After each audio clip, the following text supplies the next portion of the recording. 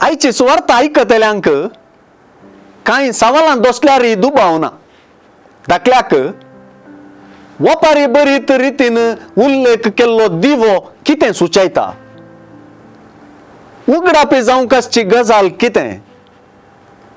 सुवार्थेंतलें आयकुंचें म्हणलें उतर कितें आयकुंच्याक सुचयता?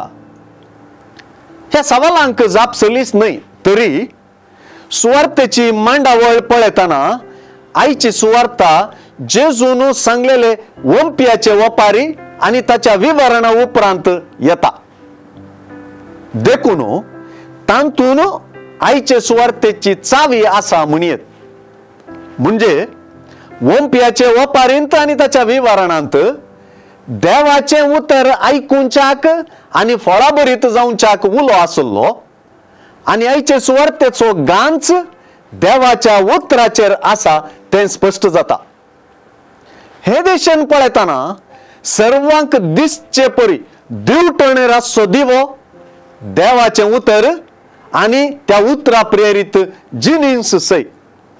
तेच परी देवाचे उतर धांपून आनी लिपोवन दवरूंक जायना आनी ते उतर उगडापें जायनासतना रावना.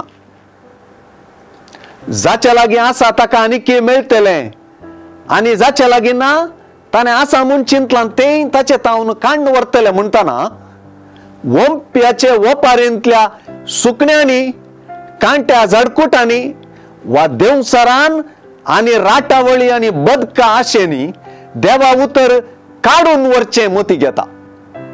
देवाचें उतर आयकून पाळटल्यांतय मात्र तें उतर वाडटा, फळ दिता आनी जिविताचें फळादीकपण चड चड दिसता.